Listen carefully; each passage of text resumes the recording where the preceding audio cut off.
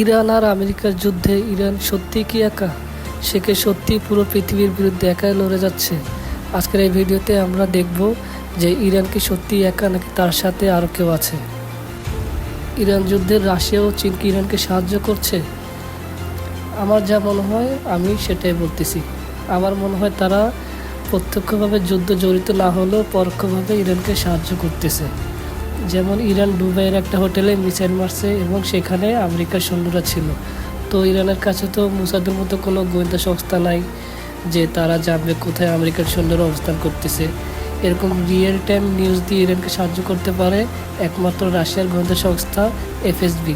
তাদের গোয়েন্দা সংস্থার কারণে ইরান আমেরিকার বিভিন্ন ঘাঁটিতে আক্রমণ করতে পারতেছে।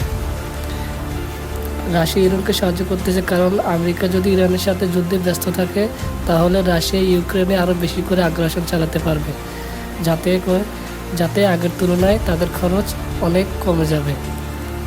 এদিকে চীন বলতেছে তারা ইরানের পাশে থাকবে।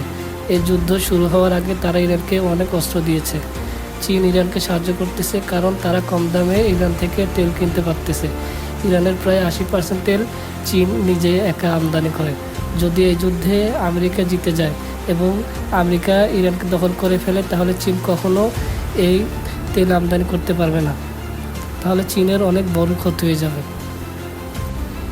এদিকে চীনের সাথে তাইওয়ানের একটা দ্বন্দ্ব আছে। তাইওয়ানে আমেরিকার ঘাঁটি আছে এবং ইরান যে হারে আমেরিকার বিভিন্ন ঘাঁটিতে মিসাইল মারতেছে, আমেরিকার সেই মিসাইলগুলো রোকার জন্য অ্যান্টিসেপ্টর ইউজ করতেছে। তো তাদের অ্যান্টিসেপ্টর শেষের পথে, তাই আমেরিকা কী করতেছে, তাইওয়ানের ঘাঁটি থেকে অ্যান্টিসেপ্টরগুলো নিয়ে আসতেছে এদিকে যুদ্ধে ব্যবহার করার জন্য। তাই চীন একটা সুযোগ পাবে তাইওয়ানকে আক্রমণ করার। তো সেজন্য রাশিয়া এবং চায়না সরাসরি যুদ্ধে জড়িত না হলেও তারা পরোক্ষভাবে ইরানকে সাহায্য করে যাবে যাতে তারা আমেরিকার সাথে একটা ফাইট দিতে পারে। আর এবং সাহায্য করতেছেও, এগুলো ছাড়াও আরও অনেক রকমের সাহায্য করতেছে যেগুলো আমরা জানি না।